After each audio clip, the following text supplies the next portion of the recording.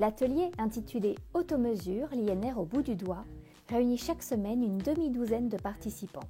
Ah oui. Alors Sandrine, oui. Alors moi je suis sous comaline depuis janvier. Les participants se présentent et partagent leurs ressentis sur la stabilité de l'INR. Tout se passe bien? Vous vous sentez comment, équilibré ou pas? Rassuré? Ouh, ça n'a pas l'air. Les INR fluctuent beaucoup? En permanence? Cet atelier donne les clés aux participants pour comprendre leur traitement anticoagulant. Est-ce que vous savez à quoi ça sert la comaline et le Préviscan? Ça ralentit. Exactement, ça ralentit le processus de coagulation et ça empêche surtout de coaguler quand ce n'est pas nécessaire. Est-ce que quelqu'un a fait des accidents de thrombose? Oui?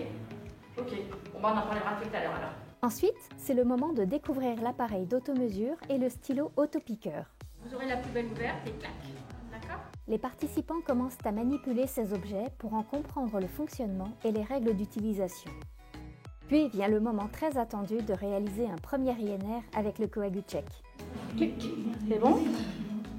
À tour de rôle, chaque participant va s'y essayer. Il faut parfois s'y reprendre à plusieurs fois pour obtenir une goutte de sang assez volumineuse. Faites voir. Ouais, C'est mieux? C'est suffisant quoi.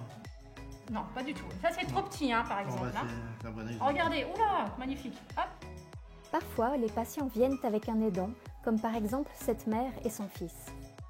Il s'exerce lui aussi pour mieux pouvoir aider sa mère à la maison. Bon, Allez, appuyez. Du coup, je vais faire combien? Comme il n'est pas sous AVK, sans surprise, Regardez, Un pile. voilà.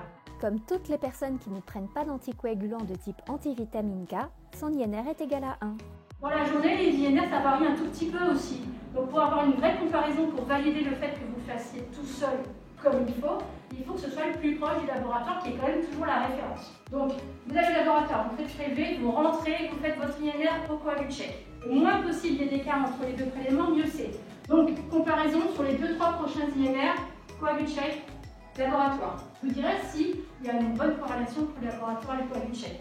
À l'issue de cet atelier, les participants aptes à utiliser le Coagucheck repartent avec l'attestation de formation et une ordonnance pour aller chercher leur appareil d'automesure à la pharmacie. Le créatif reste bien sûr à leur disposition s'ils rencontrent des difficultés avec leur Coagucheck à la maison.